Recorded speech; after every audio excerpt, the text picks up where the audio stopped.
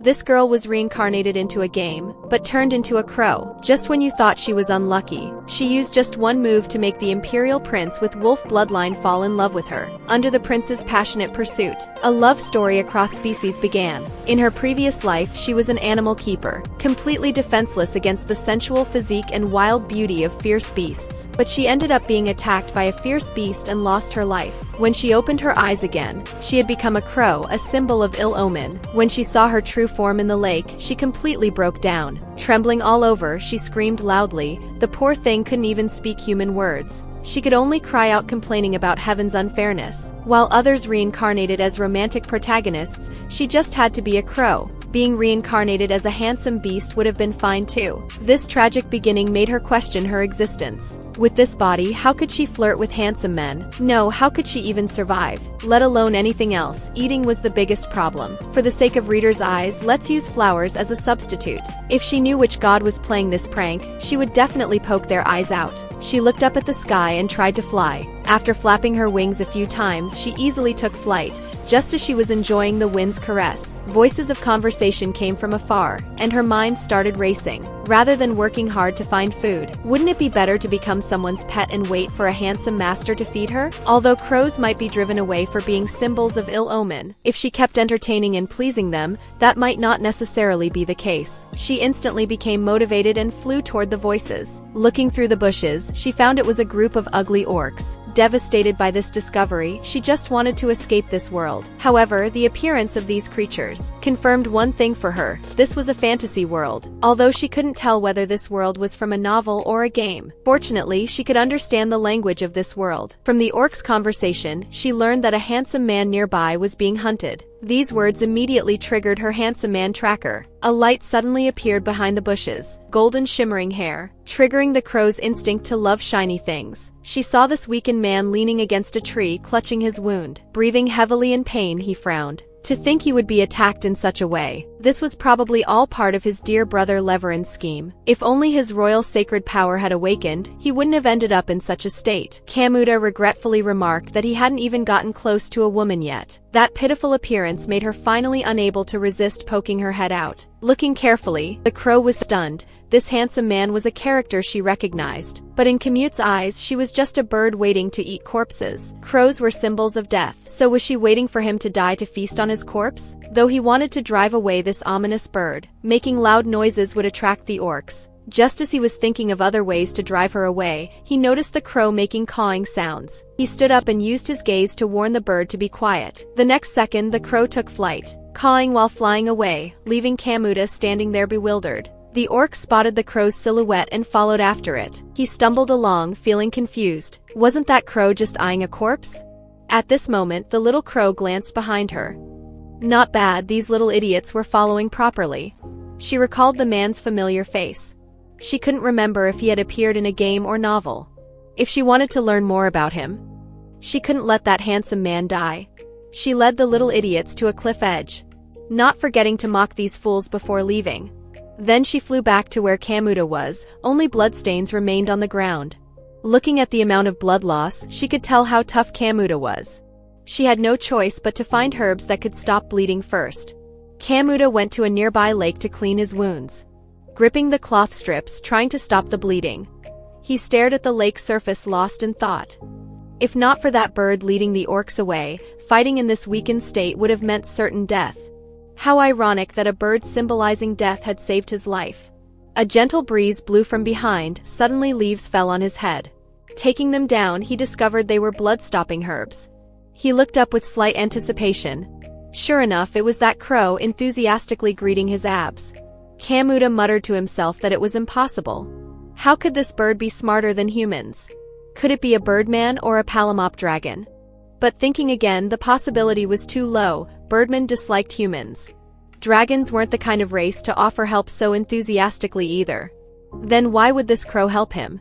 Of course it was lusting after his body, though how could he understand a bird's thoughts? Raynell put down the fruit and gestured to him. Kamuta hesitated. Is this telling me to eat? The crow obediently nodded, as if miraculously understanding his words. He slowly picked up the fruit, put it in his mouth and chewed, immediately tasting a sweetness that made him forget his pain. That level of sweetness. It wasn't the fruit that was sweet, but from that moment on his heart was captured by the little crow. She found fruit and herbs for wolf brother. She caught fish and roasted rabbits for bird sister. The little crow tearfully sighed that saving this handsome man was worth it after all. Camuta gave her a name, Raynell, calling her name with tender affection. Who would have thought that just days ago he had been so wary? Faced with her master's gentle gaze, Raynell's heart was filled with indescribable emotions. That's right, it felt like having your idol call your name. Such a smile was too dangerous for the heart. If handsomeness was a crime, he would already be serving life in prison. Camuta reached out and patted her head. The little crow expressed exasperation. If she had known she would like it this much earlier, it would have been absolutely wonderful. Camuta said without hiding anything, so you like being petted? Until now everyone around him had only been there for personal gain. The feeling of opening up to a bird made him feel happy. But such interactions couldn't last too long. If his brutal brother took power, the citizens would suffer greatly. He had to prove that as royalty he could awaken the ability to transform into a wolf. While searching for medicine outside, Raynell discovered a shining spot. It was a blue gemstone. Although she herself wasn't interested in shiny things, the crow's instincts told her she must be interested. She lay on the ground without dignity, playing with the gemstone. After careful observation, it seemed familiar. Suddenly it hit her. This was the Cromwanlock fruit. An incredibly powerful fruit that could awaken abilities. In the game, the ending would change depending on which character received this super powerful fruit. But if given to someone with low affection, they would die from being unable to handle the side effects. She lay on the ground crying. Damn those gods for making her transmigrate into a game she played 3 years ago. But the silver lining in this misfortune was that she finally knew who the handsome man she saved was. Camuta, the conquerable imperial emperor. This was the period before Camuta awakened. She glanced at the super powerful fruit on the ground, believing she was the character meant to give Camuta his chance to awaken. In that case, she needed to give this to him right away. Camuta was shocked after receiving the super powerful fruit. Indeed, this bird was smarter than humans. Eating it could either break through his current desperate situation, or die from being unable to handle the power. After careful consideration, he told Raynell, if I die you should live freely. Then he took a bite. The next second golden light burst forth from within, surrounding him completely. Raynell couldn't help but sigh. In the game, if the fruit was given to an already awakened Camuta, it would only increase hormones leading to a fatal ending. Raynell coughed twice to hide her embarrassment.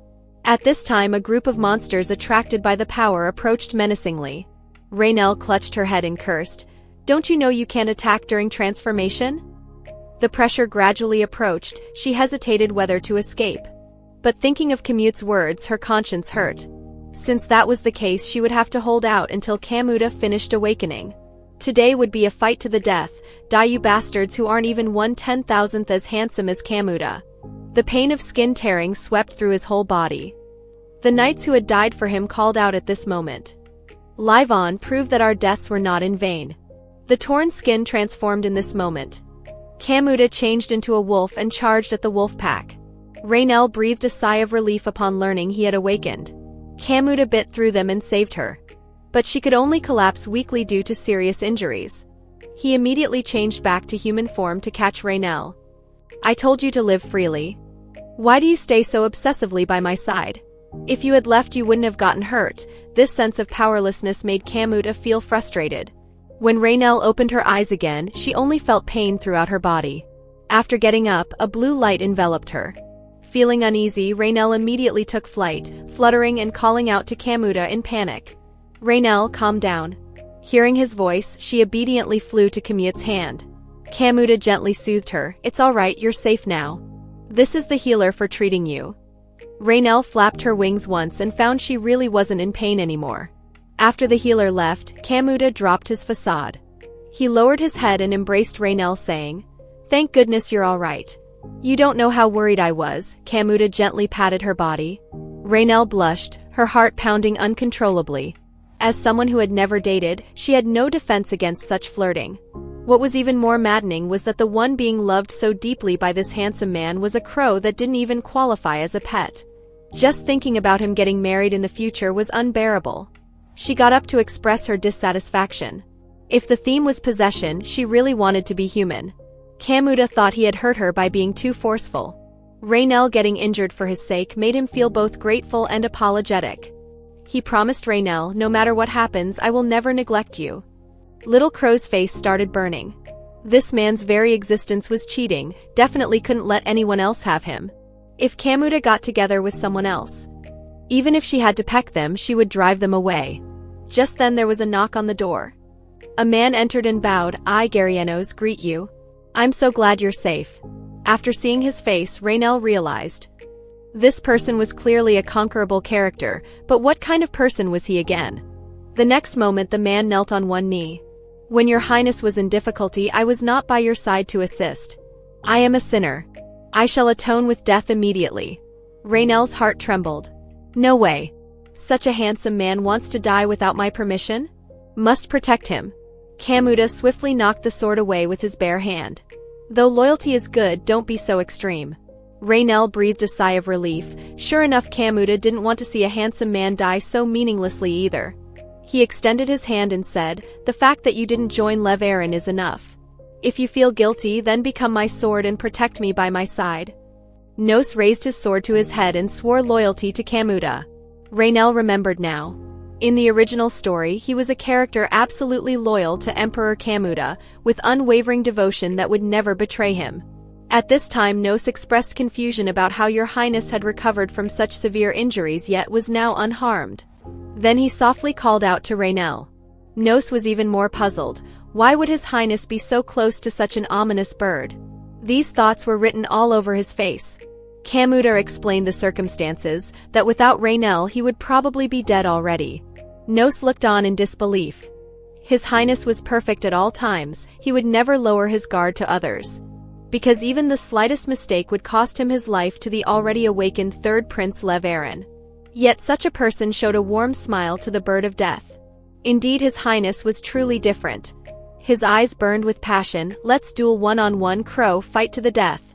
Raynell broke out in a cold sweat, his gaze seemed to pierce right through her.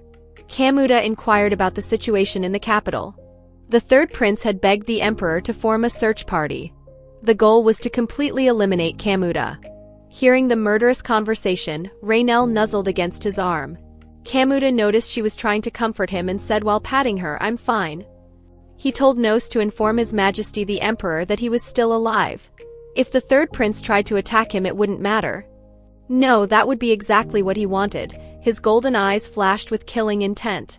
Then the two men and one bird set out.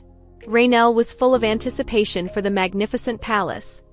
But at the same time she had to remain vigilant of enemies within the palace. At this time Kamuta slowly approached. He hugged Raynell and apologized, but the little crow still looked innocent. The next moment the scene changed dramatically. She was completely surrounded by a birdcage. Raynell was dumbfounded. Was this giving candy before a slap? This show of affection made her whole body tremble as she screamed and cursed at this betrayer. No matter how sweet this romance was, she could not accept being locked in a cage. Raynell only felt dizzy and weak, and the next moment the little crow actually got motion sickness and threw up everywhere. Kamuta opened the cage expressing concern. She lay there dizzy and motionless. Suddenly her eyes turned sharp. Do I look fine to you in this state? She got up and frantically pecked at Kamuta's hand, complaining, Is this how you show love to birds? Kamuta tried to calm her down and asked her to settle down. The puffed-up Raynell declared, I'm not such a spineless bird.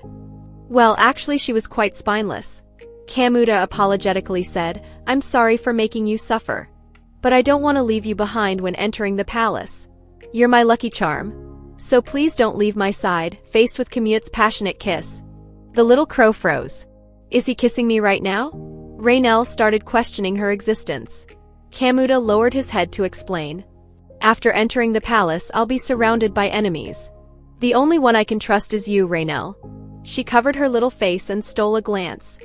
So that's it, he had revealed to her his inner thoughts that he couldn't tell anyone else. Then she flew to Kamuta's side. Her little face leaned in for a kiss to seal their love. I promise I'll always stay by your side. The girl's soul flickered faintly at this moment. She was absolutely mortified. Thankfully she had a crow's face now, so no one could see her blushing.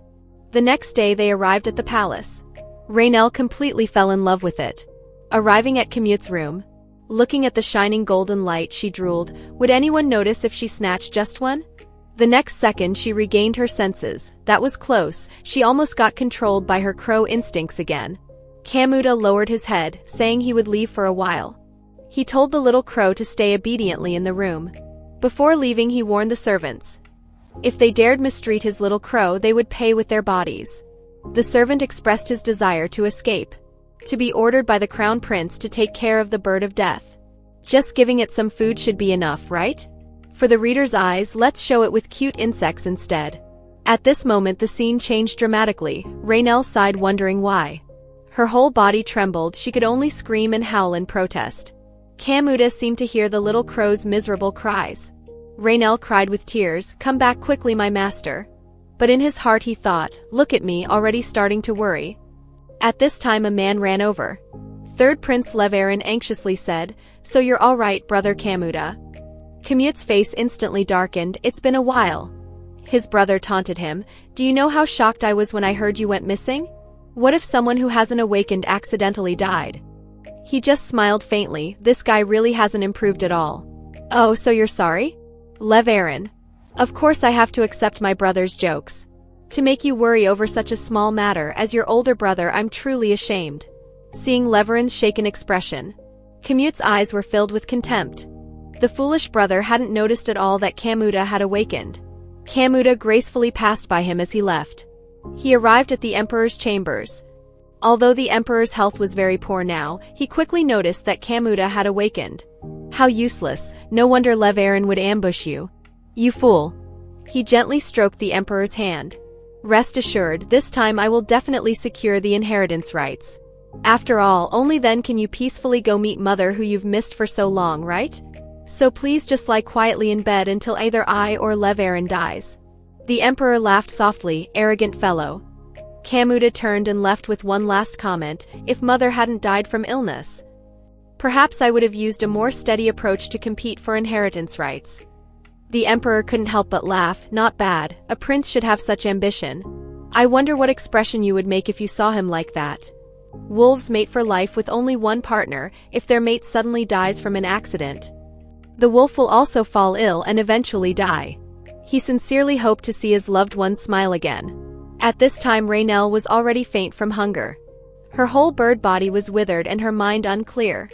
The next moment the little crow actually got motion sickness and threw up everywhere. The servant was puzzled. Why wouldn't the crow eat? Were the insects not cute enough? Raynell covered her face and cried. If Kamuta didn't come back soon, she might be attending her own funeral. She peeked at the wriggling insects in the plate.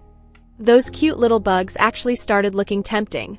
Suddenly changing her tone, "Maybe just a taste?" She started self-hypnotizing. Since her body organs were the same as a crow's, maybe it would taste delicious too. The human rationality in her mind made one last resistance. She almost lost her head from hunger and lost her humanity. A large hand gently patted the now white-eyed Raynell. Kamuta appeared like a savior, looking at the shriveled little crow before him. He immediately scolded the servants to quickly prepare meat and fruit. Raynell contentedly chewed on the delicious food. Thankfully she had held onto her humanity's bottom line. Kamuta waved for her to come over. He wanted to give Raynell a gift. "Come, pick whatever you like." Raynell's jaw dropped. These sparkling jewels were simply too beautiful. She never expected her master would go to such lengths for a bird. If this was love between humans, well, the author wouldn't allow it. She dismissed that thought. Kamuta asked if she liked them. Raynell picked up a ruby, then placed it in his hand. He was first surprised, then became extremely excited. "My baby actually gave me her favorite toy." He hugged Raynell tight and sighed. "You're just too lovable. When I become emperor, I'll definitely make crows the national bird." Raynell secretly rejoiced in her heart. "Love me more, Kamuta." Raynell stretched lazily and let herself go. What she thought was beautiful singing sounded terribly harsh to the attendants' ears. Just as they were about to drive her away, they were suddenly stopped. Kamuta stepped forward with a warning. If his beloved pet was hurt, he would not let them off easily. The guards immediately fled. He fell into thought. It seemed he needed to add his exclusive mark to his beloved pet. Raynell looked up and noticed a man walking over from afar. Lev Aaron opened with a taunt. Can't find you anywhere, thought you'd disappeared again? Raynell looked embarrassed. Who was this minor character? Kamuta looked disdainful. Are you really that free? The two refused to give way to each other. Blood was about to splash onto us. Lev Aaron got serious. I heard you promised father you'd definitely secure the inheritance rights. Kamuta said with calculated precision. It's time to decide who will become the next emperor. And who will die for the throne, isn't it? Lev Aaron mocked him for being a fool who hadn't awakened. Kamuta couldn't be bothered to argue. Awakened years ago, yet still hadn't secured the inheritance rights. What right did he have to speak here? Raynell sipped divine water while watching the show. He moved closer to his brother and said with a smile, even after awakening you couldn't successfully seize power. So who's really the fool here? Lev Aaron bared his fangs. Fine then, let's decide the inheritance rights right here. But his form behind looked more like a dog than a wolf. Hearing this, Lev Aaron burned with rage. He leaped up to pounce on Kamuta. Just as he was thinking about how to torture him, the next moment he was sent flying. Who would have thought a mere crow could do an iron headbutt? Kamuta was completely stunned.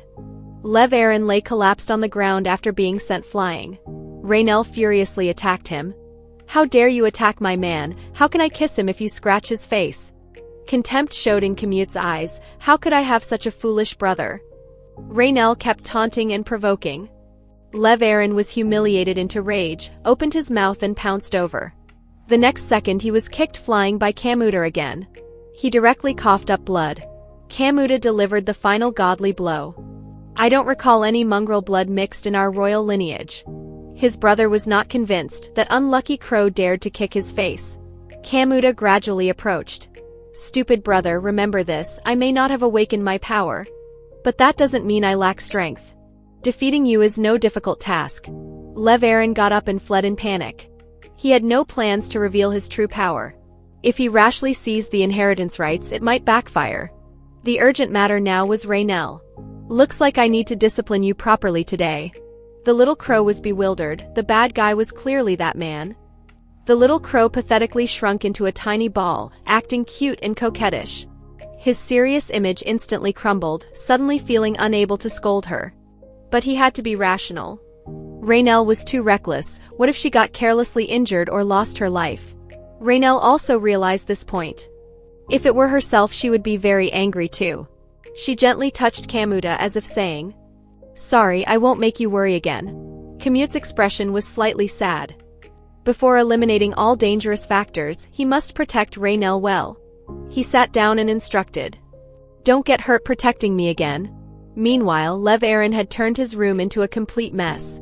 Having been insulted, he couldn't swallow this anger. That unlucky crow dared to step on his face with its filthy claws. After ascending to the throne, he would definitely exterminate all crows in the empire. Lev Aaron noticed something was off. No matter how he had treated birds before, Kamuta had never cared. Why did he intervene this time? Looks like he needed to investigate this matter carefully. He stood before the mirror with an evil smile. The next emperor commands you to quickly make what I want. An old man with a lot of facial hair appeared faintly, left a yes, your command, then disappeared. Scene changed to Raynell sleeping soundly on Kamute's shoulder. At this time, Marquis Namuel requested an audience.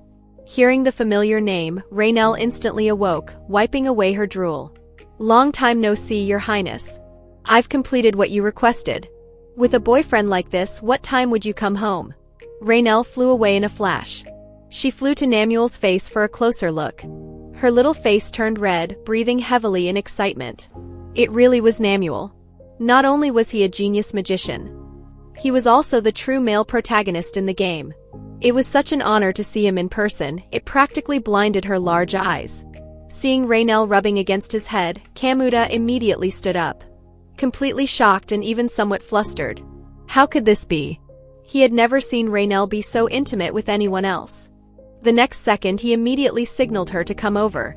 Raynell broke out in cold sweat. She had been blinded by another man's looks. Ignored her own husband. Awkwardly apologizing to Kamuta, definitely not cheating, I'm a crow with principles, you know? Kamuta grabbed the crow's little beak. Looks like I need to discipline you again. At this time Namuel took out a dazzling jeweled necklace. The magic necklace you ordered must be for someone you cherish most. Raynell was instantly confused. Who was it for? Could it be he was going to abandon her and marry another woman? Wouldn't that make her a lonely bird? She imagined Kamuta as a romantic female lead. I treated him as my husband. But he wants to be my father instead. Raynell sobbed with snot and tears. Do crows really have no chance at love? Just as she was lamenting life's hardships, unexpectedly the necklace was put on her. The next second her expression completely changed. I knew you cherished me most. After confirming Kamuta wasn't going to marry and have children, Raynell pouted proudly, showing off. He gently hugged the little crow. This necklace can prove she is my only beloved pet. So please stop having designs on her. Namuel explained, I just thought that you will be the one ruling the empire in the future. It wouldn't hurt to leave a good impression on your highness. His father was a royal who couldn't awaken, and after giving up inheritance rights no longer interfered in politics. He preferred not to deal with nobles and instead researched magic. Lev Aaron treated magicians as tools and constantly exploited them. If such a tyrant ruled, the country would surely decline. Therefore he declared his support for Kamuta. But Kamuta remained skeptical and tested his sincerity.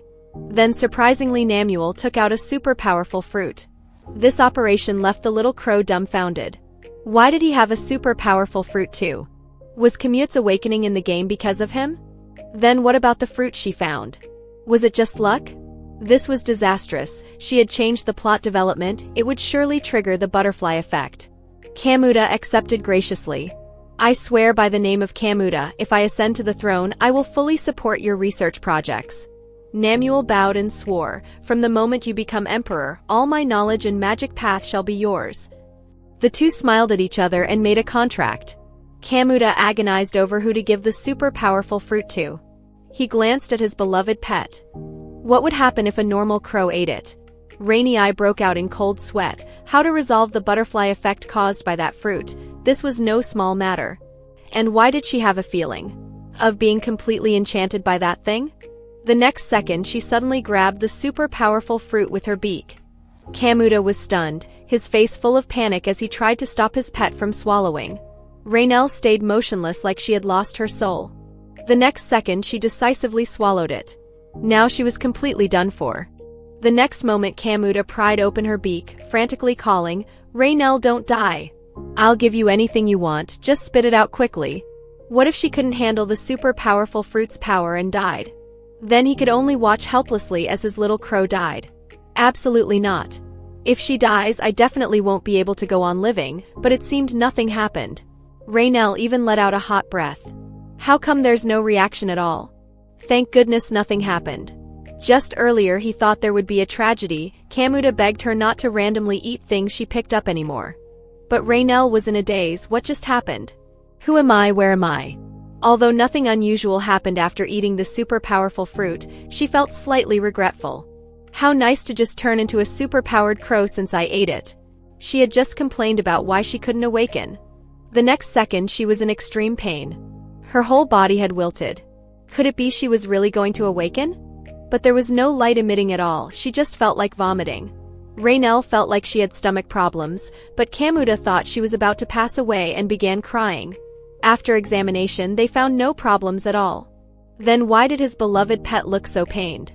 The healer explained the healing prayers and spells weren't absorbed by her at all. If there was a physical problem, the divine power would definitely be absorbed to cure her illness. But now Raynell was burning hot like a fireball, yet the healer said there was no cause. So there could only be one reason. Kamuta dismissed the priests. He sat beside Raynell in contemplation, thinking it was all his fault. If he hadn't taken out the Cromwanlock fruit in front of Raynell, she wouldn't have been through such torment. Realizing that all he could do now was watch her suffer in bed, Kamuta felt nothing but fear and helplessness. He prayed silently beside her, please get better soon. From now on, no matter how mischievous you are, I won't scold you anymore. As night fell, Raynell's eyes flickered with purple light. In her dream she walked along the edge of the Milky Way. Looking down, she found her wings had transformed into hands. She wondered if she had died and complained about heaven's unfairness. Full of regret and unwillingness, at that moment gentle breezes swept by.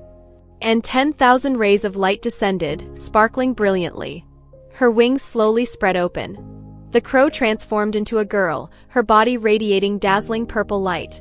Long ago there was a black bird that could fly closest to the sun. Later it became the wings of wolves, taking them to experience vast lands thousands of miles away. The black bird, for the sake of humans blessed with wolf power, began to eat the corpses of the dead, just to prevent the world from accumulating more and more corpses, leaving behind sorrow and pain for those remaining in the world. Finally that bird gave birth to many little black birds, named them crows, and scattered fragments of their eggshells on the ground, just so her children, after eating the eggshell fragments, could fly higher and higher. Letting the deceased rest in peace, the little crow completely transformed into a girl at this moment. The gentle breeze caressed Commute's cheeks. He awoke drowsily. Oh dear, how did I fall asleep?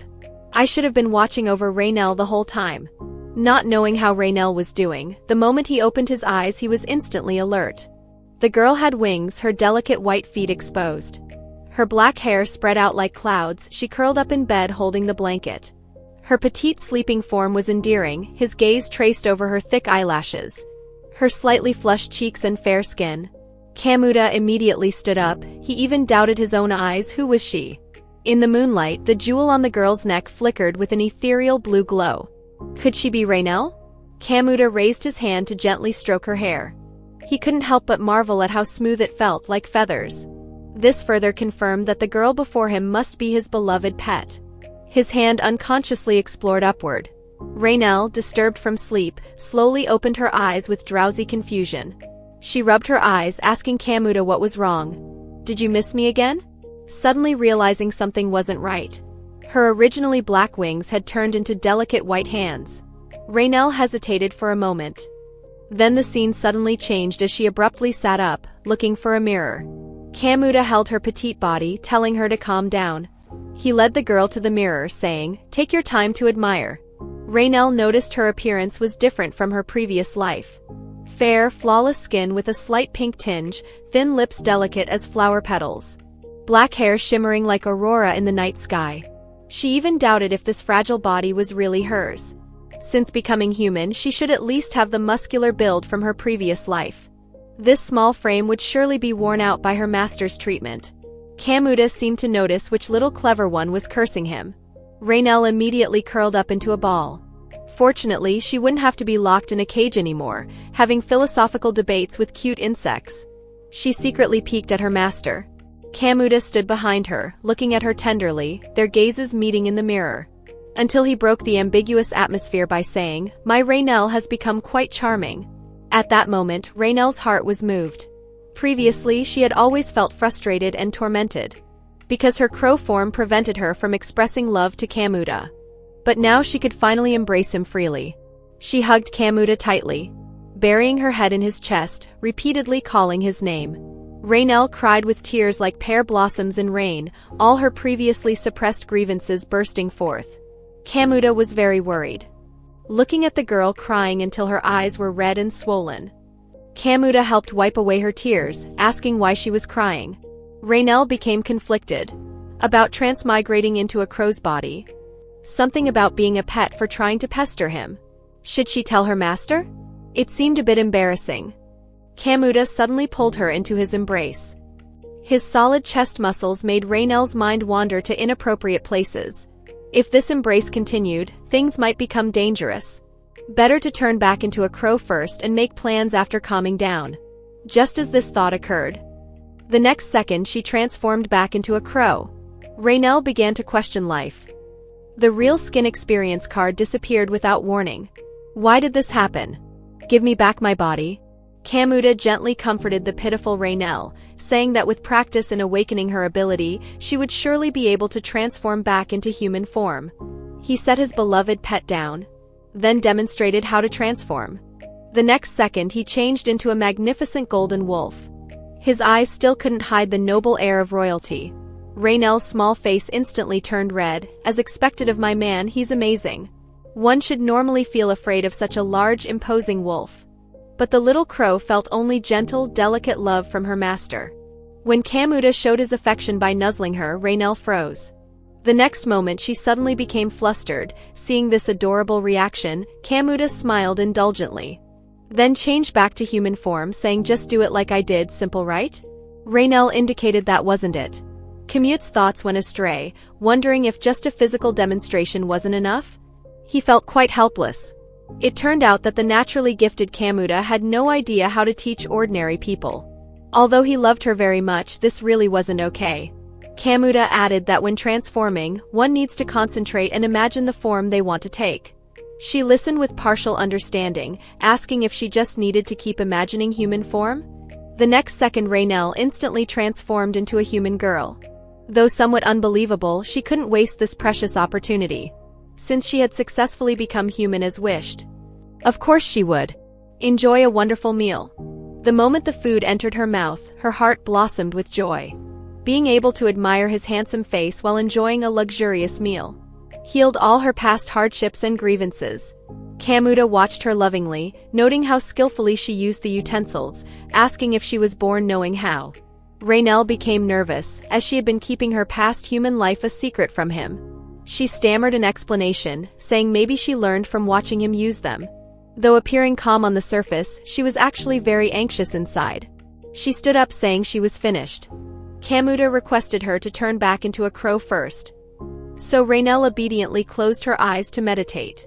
With a poof, the delicate girl instantly transformed back into a crow. Now she could finally control her transformations freely and peek at her master bathing. Although the crow form had many inconveniences in daily life, it could also do many things humans couldn't. So if she perfectly utilized both identities, she would surely accomplish great things. Raynell suddenly became vigilant, though possessing such a cheat-like ability. The matter of her peeking at her master bathing must never be discovered. After others had left, Kamuta paused for a moment before suddenly apologizing to her. Raynell expressed confusion. He clenched his fists and explained.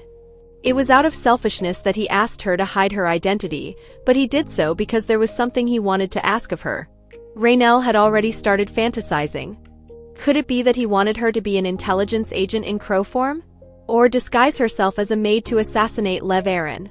Whatever task Kamuta entrusted her with, she would definitely do her utmost to complete it. Kamuta slowly spoke. Raynell, what I want to ask of you is your safety. The two stood there staring at each other for a long time. Raynell was also confused, so it wasn't about using her abilities? Kamuta trembled all over. Because his brother Lev Aaron was an extremely arrogant and greedy person. Whatever he wanted, he would obtain by any means necessary. If Raynell appeared in the palace in human form, she could be in danger at any moment. She had guessed such a crisis might appear in the future. At times like this, she rather wished she was just an ignorant crow. Kamuta caressed her cheek soothingly, saying, "Give me more time, I will definitely make this place somewhere you can appear safely in any form. Please endure until that day comes." Raynell said somewhat shyly, "All right, I understand, Kamuta. But surely staying by your side to help won't be a problem? I want to help you fulfill your wishes sooner." Kamuta was instead moved by her sincerity. He held Raynell in his arms and softly said, "Of course you can, my beloved." But this scene was reflected in a magic orb. The third prince watched Kamuta and the transformed crow with a sinister smile. This discovery was quite unexpected. Meanwhile, Marquis William felt strange. How could such a perfect plan fail? By all rights, the crown prince shouldn't have survived, because he had only acted after confirming Kamuta was alone. Moreover, the crown prince was severely injured at the time. He surely should have died there. But unexpectedly he survived. Not only that, but he also declared his intention to compete for the succession. The reason nobles would unconditionally support the third prince, who completely lacked the talent to be emperor, just because of his awakening, was because only those with holy wolf blood could rule the empire. The powerful beastmen had promised that as long as Wulfric's wolves existed, they would never covet this empire. Because of this, the nobles had no choice but to submit to the third prince. But he hadn't expected that just because the crown prince survived, the third prince would abandon him in anger. He lowered his head in thought, either live out his remaining days in fear, or find another way out. But the current situation puzzled him. The little crow stared at him unmoving. He didn't understand why the bird of death would stand on the crown prince's shoulder. Kamuta questioned why the third prince's able babysitter would come to see him. Was it to apologize for the assassination attempt? Hearing this, the little crow's gaze became even sharper. Marquis William suddenly realized that the crow was a warning. He wanted to use the bird of death to warn me. If I say the wrong thing, I'll be killed on the spot. But there was no turning back now. The little crow's gaze made him break out in cold sweat. I once thought such things were necessary to support the third prince. Kamuta slowly approached him, saying, so you don't think that way anymore? Because the assassination failed and you were driven away. You had no choice but to come seek refuge with me. Am I right? The little crow also cawed in agreement. The Marquis backed away, intimidated by this pressure. He realized that the person before him was truly qualified to be emperor. He immediately knelt in submission. Because I made the wrong choice, now is the time to pay the price. So do with me as you will, kill me if you wish. Kamuta spoke. Where there's a first betrayal there can be a second, patriotism and loyalty cannot be compared.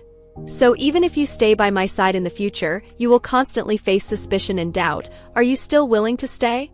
The Marquis breathed a sigh of relief. I couldn't ask for more. The transformed little crow chattered beside the crown prince. The Marquis tried to kill you. Why would you still save him? The crown prince deeply cherished this girl, patiently explaining. If I accept him, it will bring greater benefits. The nobles around the third prince will gradually come to support me instead. The little crow was unhappy, worried for him. But even so, shouldn't you be very angry? Kamuta instead felt fortunate. His hand slowly approached Raynell's cheek, kissing her hair softly while saying, it's thanks to him that I met you. Being suddenly flirted with like this, Raynell shyly turned her head away. Seeing her flustered reaction, Kamuta couldn't help but laugh. Thinking back to their first meeting, he had always wanted to ask Raynell, why did she save him back then? For a crow. A stranger's life should have been meaningless, right? The little crow hesitated for a long time without explaining why.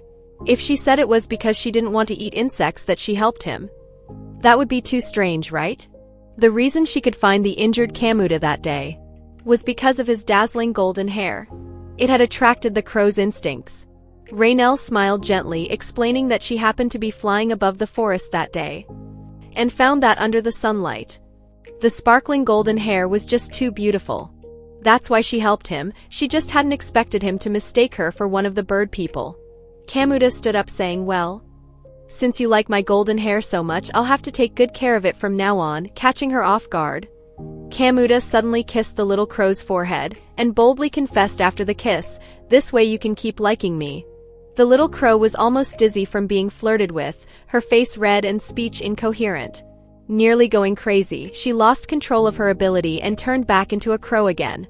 The more embarrassed the little crow became, the more Kamuta wanted to tease her. Raynell already had her answer in her heart. The trigger didn't matter at all, what mattered was Kamuta had become her most precious person. After careful consideration, she needed to quickly find a way to help Kamuta, while maintaining some distance from him. After all, being the bird of death, an ominous crow, wasn't a good image for the next emperor. So the wolf tribe's crown prince had fallen from favor. He sank into worried thought. The knight beside him looked very concerned. Even though His Highness's influence was already expanding, could there still be something to make such a serious expression about? He couldn't help but guess this must be something very serious. Then swore on his sword, I will stake everything to solve His Highness's problems. But the answer he got was, my little crow isn't as clingy anymore. The knight instantly turned into a paper man. Before, no matter where they went, Raynell would be by Kamute's side. Today, when invited to go out, she refused. The knight cursed this damned crow in his heart. Not content with monopolizing His Highness Kamuta, she now dared to make His Highness so worried. The knight fell into thought. To make His Highness forget about the crow, he must give his all this time. Looking at Kamuta with determination to fight to the death, I will serve with even more loyalty, whether fingers or heart, please feel free to choose. Kamuta, feeling even more complicated, dismissed him. Meanwhile, Raynell saw everyone was very busy. Only she was an idle bird, though bored. But she had already decided to keep her distance from Kamuta. More nobles would come to support him in the future. How could it work if the bird of death was always perched on the prince's shoulder at such times? People clearly showed resistance towards her. Even if the little crow didn't understand this world's political situation, she knew those looks weren't good for the heir to the throne. So until she could think of a solution, she could only lay low. Raynell felt lost, wondering what she could do to help Kamuta. Although she had been monitoring the servants lately, Lev Aaron wouldn't be foolish enough to send people with poor acting skills. When she saw those shiny things, Raynell almost couldn't control her crow instincts. The next second she suddenly had an idea.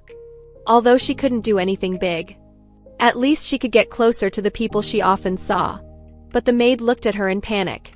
Because she was the crown prince's beloved bird, she couldn't chase her away, only shrinking into a trembling ball. Suddenly a rose fell into her hand. She couldn't help but wonder, is this for me? Seeing the little crow nod, she felt somewhat honored. Is it really okay to give me such a precious flower? Although immediately changing the little crow's image would be difficult. But at least, if someone would be happy accepting this small gesture, surely better things would happen. Sure enough, Kamuta slowly approached, saying, it seems my crow really likes you. You can take that flower. The maid felt somewhat uneasy. Kamuta told her to accept it without worry, and even thanked her for her hard work. The maid was surprised that such a noble person would care about servants. Thanks to the bird of death, she had such a special experience. Perhaps too influenced by prejudice. Both that crow called Raynell and Crown Prince. Was I doing the right thing? Meanwhile, Kamuta was jealous of the maid, asking if she'd rather play with that maid than go out with him lately. Raynell hurriedly explained that wasn't it. She told Kamuta the reason. She wanted to do things that would benefit Kamuta, rather than standing beside him as an ominous bird. Raynell suddenly brought up their first meeting. Wasn't Kamuta also very wary of her then? This made him feel extremely ashamed. Wishing he could strangle his past self to death, Raynell hoped that someday people would change their view of her. Kamuta felt relieved. His beloved Raynell was someone who wouldn't retreat from others' disgust, but would become even better in the future. What else could be so radiant?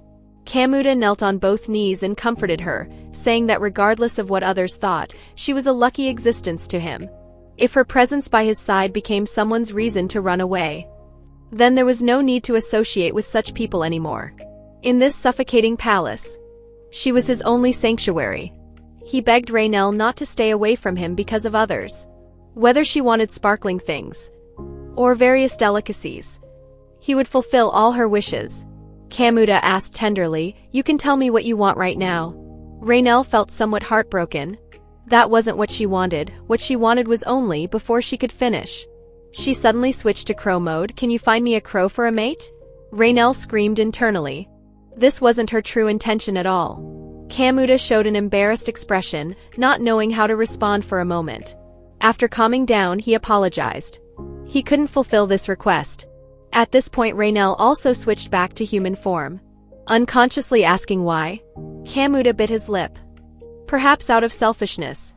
Although Raynell now had a human form, she was born a crow, so wanting a crow mate was perfectly normal.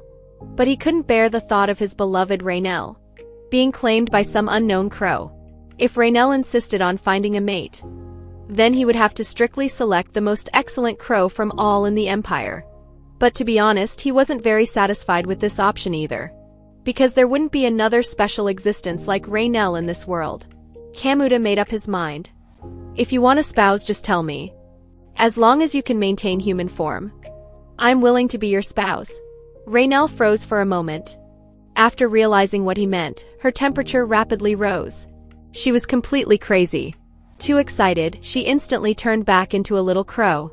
Whoosh, she hid up in the chandelier. Kamuta tried hard to hold back, but finally couldn't help bursting into laughter. He teased Raynell about why she always got so shy. The little crow complained internally, this cunning man.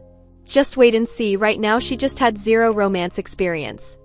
But someday she would definitely tease him back the same way. Kamuta slowly raised his head. Every time he was with Raynell, he could forget all his troubles and feel relaxed and at ease. Whether it was the pressure from succession struggles, conflicts between nobles, or the deep suspicion of others from within his heart, and fear of death, all became meaningless. Looking at her romantic and innocent smile, when their eyes met, hers beautiful as violets, Kamuta would always feel favored by death itself, to the point where it would always raise victorious faith and courage in his heart. Raynell, who willingly gave up the vast sky to stay by his side. Raynell, who wanted to help him achieve his wishes sooner.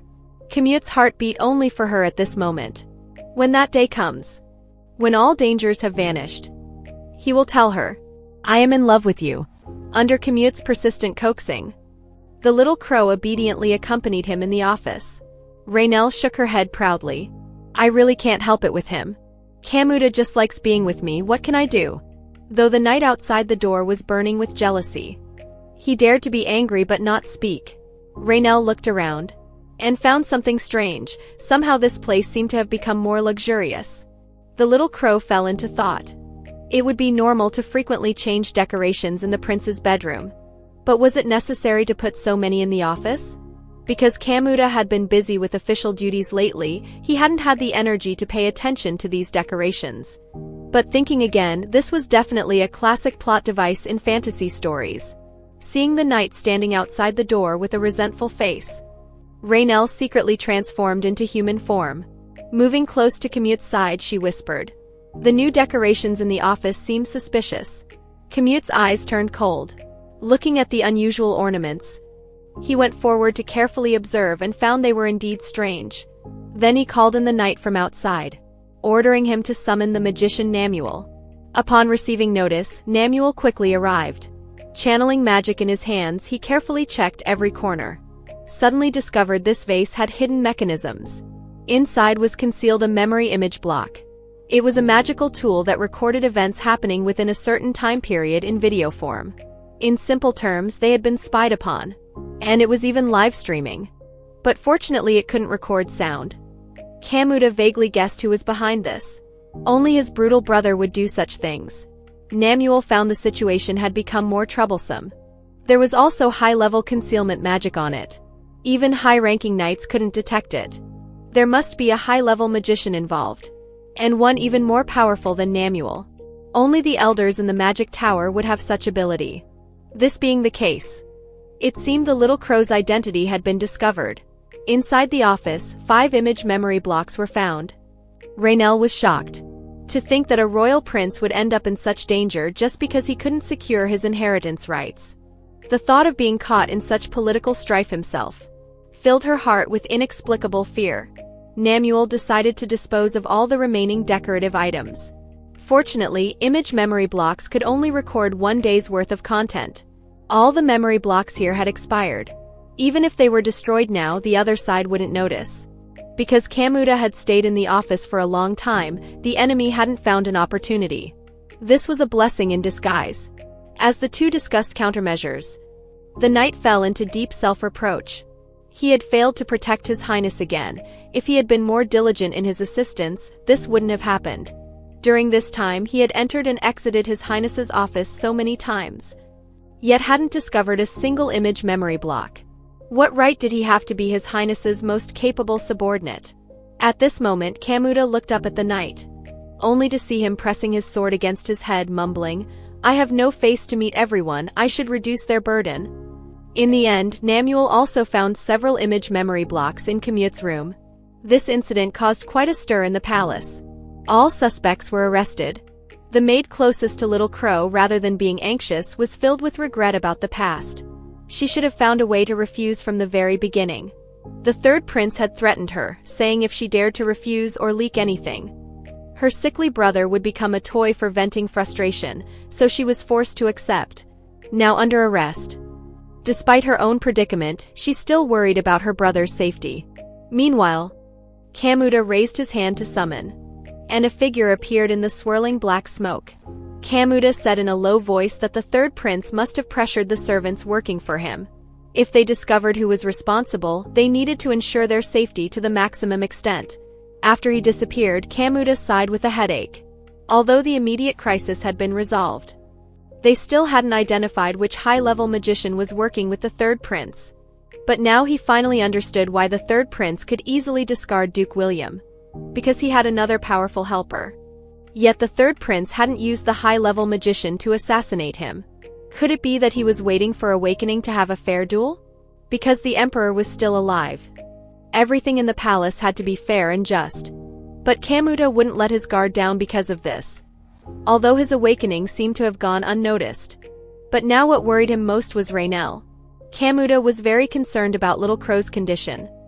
because Raynell had spent the most time in the office. Those few transformations in between might have been recorded as well, from the way she had been hiding there vigilantly since earlier. This incident must have dealt her quite a blow. Kamuta comforted her, saying everything was fine now. The image memory blocks had all been destroyed, and Garienos and several subordinates would guard outside the door. He asked Raynell to come down first. Raynell looked once, then turned her head back again. Kamuta guessed she might need time to calm down. However, the real Raynell was actually imprisoned within her body. She slowly opened her eyes, thinking she needed to quickly turn human and tell Kamuta she was fine. But her body wouldn't listen. Perhaps from the moment she felt fear. The crow's instincts had sensed danger, so it imprisoned her in her subconscious. She told the little crow above her head to let her out. Hiding wouldn't solve anything. But Little Crow shook its head, saying outside was too dangerous. Raynell argued that at least by Commute's side was safe. Little Crow lowered its head and questioned who could guarantee that. Raynell told her that Kamuta would successfully ascend to the throne in the future, but Little Crow didn't think so. That was Commute's future, not her future. In all the countless futures belonging to Kamuta, there was no trace of Raynell, the bird of death. She warned Raynell not to trust anyone easily. At this time, Kamuta looked dejectedly at the dessert, worried that Raynell hadn't eaten and might faint from hunger. But only now did he realize that when animals are most on guard, they won't eat in front of people. Kamuta decided to wait outside for a while, letting Raynell eat first, not forgetting to remind her to scream loudly if there were any intruders. Little did he know this would become his most regrettable decision. After closing the door, Little Crow's head finally peeked out. She flew to the dessert just about to enjoy the food, when suddenly a voice came. A purple light flashed before her eyes. A magician broke in, firmly binding Raynell. He who had been lurking finally caught the opportunity when Kamuta left. So she was kidnapped to a dark room. The sleeping Raynell only felt sore all over. A nauseating voice rang in her ears, saying this half-dead state would prevent escape. If she died it would be too boring. Raynell was very curious. Why couldn't he see that she was trash and was anxious about it? Instead he thought she was amazing? How stupid. Lev Aaron told the magician to withdraw, not to come out before he called. He was going to start playing. Grabbing the wing, he said, let's slowly get closer to the new pet. Watching her struggle, flap around and screech, Lev Aaron wasn't angry at all. Instead he got more excited, saying if you turn human right now, the price for scratching me earlier would be written off. Not only that, I will cherish you. This is an honor for you, stupid bird. Raynell wanted to kick him to death. Is this guy like this because he likes my human form? Suddenly flapping her wings and cursing at him, are you an idiot? Don't you have any friends? This insult made Lev Aaron gnash his teeth in anger. He threw Raynell heavily into the cage. Your master won't come save you, you're mine now. Raynell actually felt relieved. Looks like he doesn't know Kamuta has awakened yet. Lev Aaron warned her not to think about escaping, and don't expect Kamuta to save you. Because there's a barrier here that only allowed people are permitted to enter. Sure enough, no matter how much magic power was injected, the door couldn't be opened. Kamuta gritted his teeth. He ran without rest to the prison holding the traitors. Which of you can enter and exit Lev Aaron's room? There must be people who did it for benefits or under threats. The pink-haired maid became nervous. It seemed now she really needed to be prepared to die. Kamuta reminded them. Lev Aaron was someone who would easily turn on his loyal subordinates. If he wins the inheritance rights, then your futures will definitely be shaken by uncertainty. She thought of her young sickly brother. Kamuta promised everyone, no matter what happens I won't abandon my people, please help me. My beloved has been kidnapped. The maid guessed it was that crow who gave her flowers. She made up her mind. Meanwhile, Lev Aaron impatiently urged Little Crow to transform into human form. Seeing his garbage appearance, Raynell really wanted to have a match with him, if not for being injured. She would have pecked his face by now. Lev Aaron noticed her contempt. This time he couldn't tolerate it. He lifted the cage about to send Little Crow to heaven. But suddenly light flashed behind him. Kamuta came with a small team to rescue her. Damn brother, this joke has gone too far. He broke in without another word. The maid used to be the third prince's subordinate. But when she revealed it was her who opened the barrier, the third prince scratched his head. Who are you again? The little maid faced reality. She started wondering how she could have been used by such an idiot. He didn't even remember who he threatened.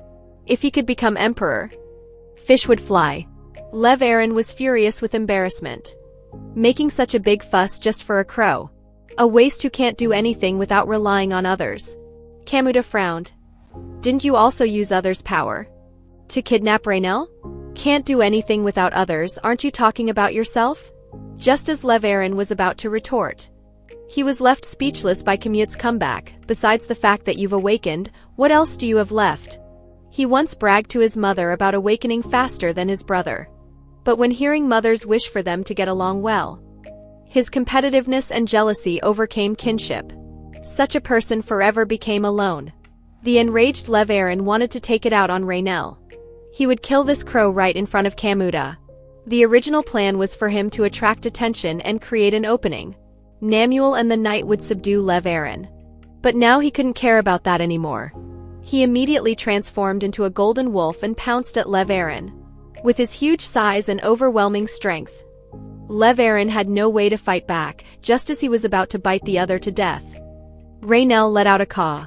Kamuta stopped immediately. The little maid said tearfully that Lady Raynell was severely injured and needed immediate treatment. He gave Lev Aaron one final slap, then immediately turned human and walked to Raynell's side. Because Little Crow had been very resistant to him earlier. So he carefully asked, "May I take you for treatment?" Knowing it was Kamuta, Little Crow trustingly placed her head on his hand. He looked at Raynell with heartache. Holding her tremblingly, he said, "Thank you for agreeing." After returning to the room, watching Raynell who wouldn't wake up, he clenched his fists. It was all because of his incompetence that Raynell encountered kidnapping.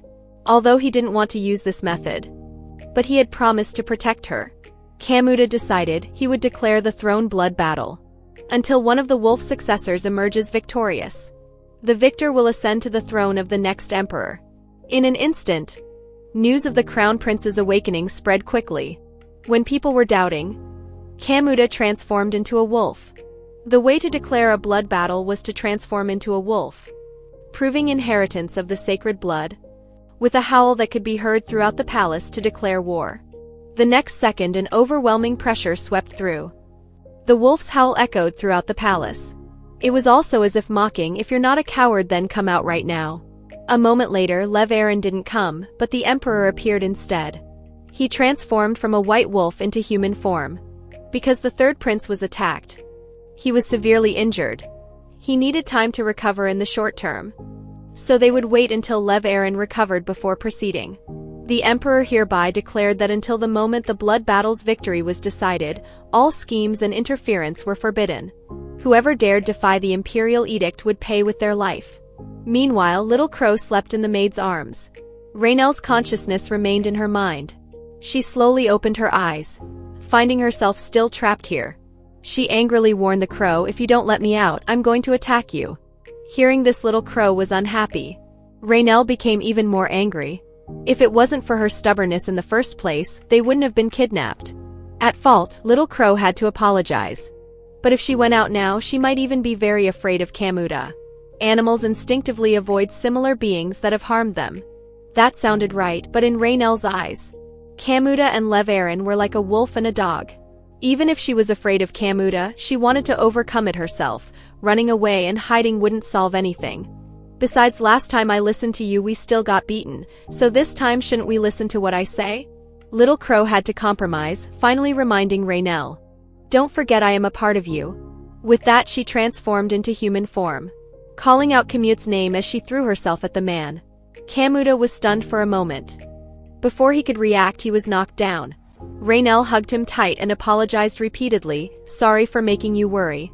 Pressing close to his cheek, she said, "Thank you for saving me." Seeing her safe and sound, Kamuta's anxious heart finally settled.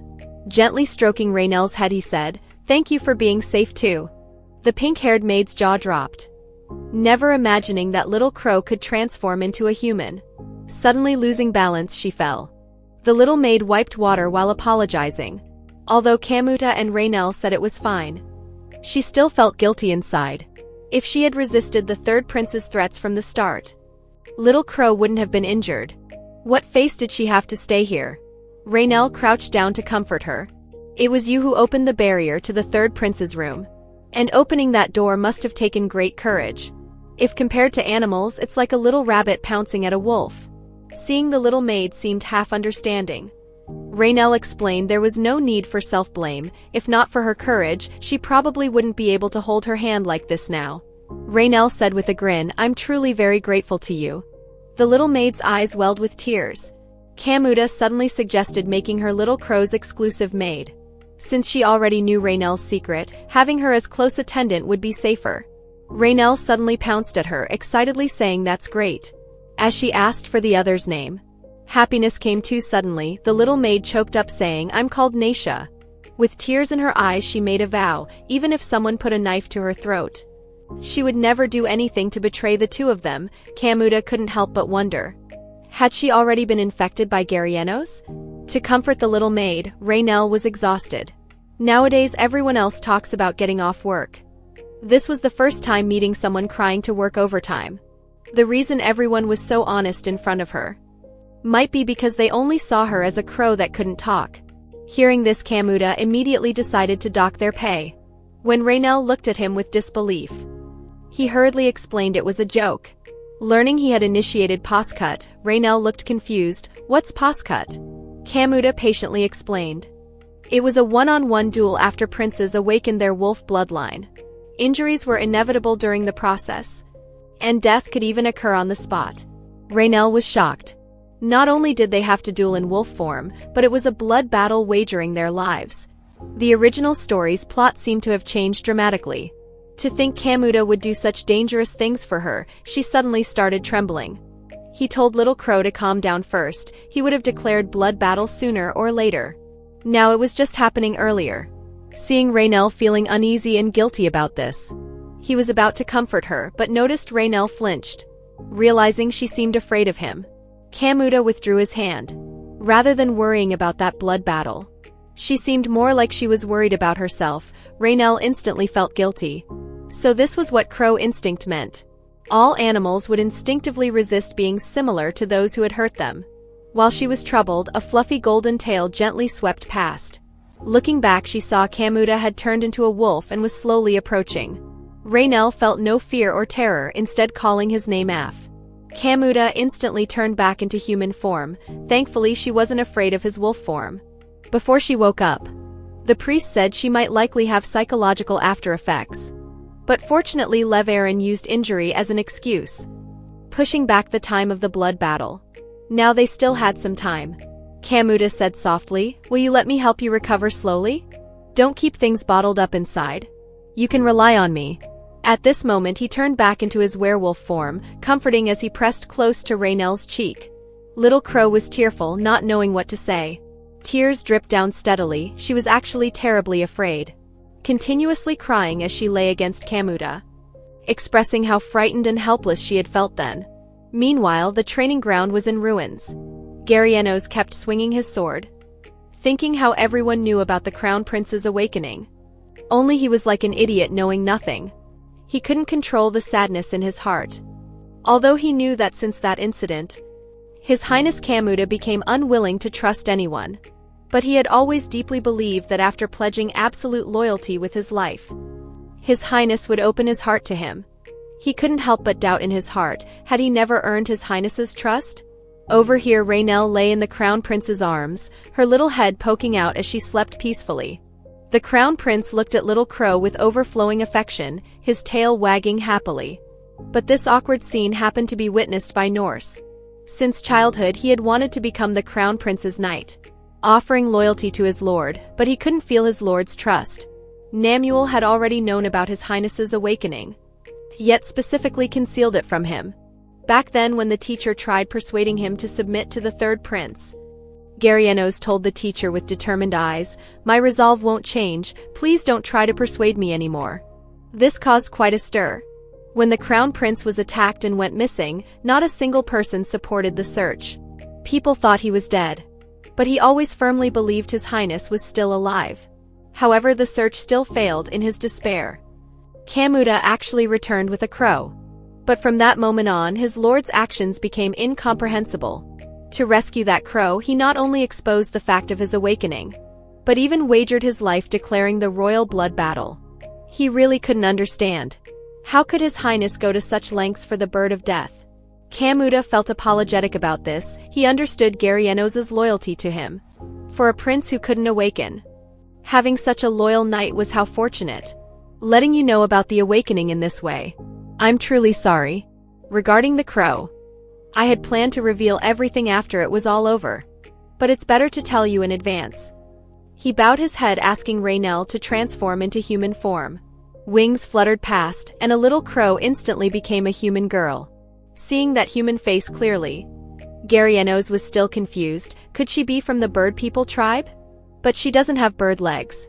Then Raynell turned back into a little crow. Kamuta hoped he would protect Raynell. This also meant giving him great trust. His Highness had never shown interest in women before. Such an ice-cold person like an iron wall. Yet asked him to guard a woman.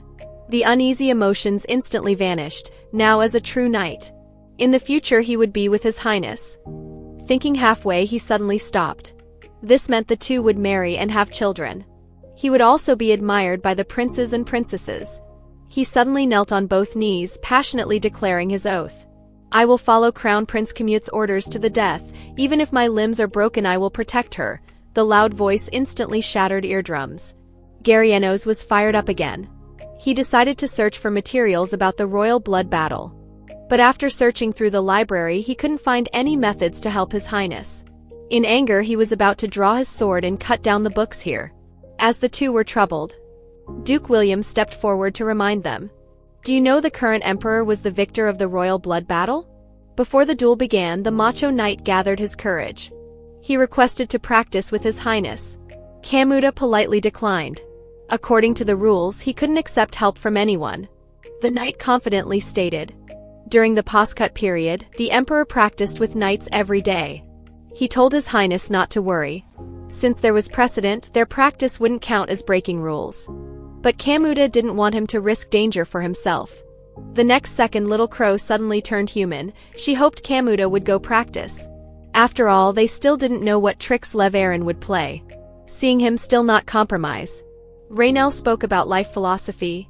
No matter how mighty the beast, it means nothing in the face of death. Some are killed by weaker creatures. Some die instantly from tiny wounds. To survive, even despicable things must be done, so she hoped Kamuta would use every means to stay alive, never leave her side. Kamuta was stunned, then sighed. He turned back, saying, Garyanos, prepare for practice. Soon the two began, neither giving way.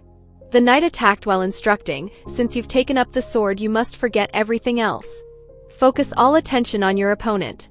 But Kamuta carried all hopes. How could he not be anxious? If he lost to Lev Aaron, it wouldn't just be him who died. Little Crow was slightly surprised, always thought Garyanos was a comedic character. Didn't expect he had such an impressive side. Indeed, the character I'm pursuing in the game is extraordinary. At this time, she suddenly realized she was neither noble nor human. So even if she used some tricks, it shouldn't count as breaking rules, right? Thinking of taking the chance to monitor Lev Aaron. But if she acted on her own, she might suffer something even more cruel than the previous kidnapping. While troubled, two little birds opposite were arguing non-stop over a string of fruit. Little Crow quickly understood bird language. Got an idea, she spread her wings and flew over. Just as she was about to speak, the scene suddenly changed. The chicks instantly turned into bird uncles. Who are you? Get lost. Little Crow was so scared she transformed. These two little ones are too fierce. How should I persuade them? Meanwhile, Lev Aaron was cursing up a storm. Just thinking about having no chance of winning made him tremble with anger. Such formidable power, such massive build. He would surely be defeated instantly. While venting, the mysterious old man suddenly appeared. You need not worry. But with the decisive battle right before his eyes, how could Lev Aaron not panic? The next second, the old man actually turned into a handsome young man, saying he had a way to let him achieve victory. So please trust me. I will make the crown prince pay the price for his reckless resistance against the next emperor. Over here, Raynell said to the sparrow, could you agree to one request? The proud sparrow showed displeasure. Why should we listen to you, little thing? They suddenly realized something was wrong. This one wasn't their kind. Yet why could they communicate without barriers? Did you eat the glowing fruit? Sure enough, as expected.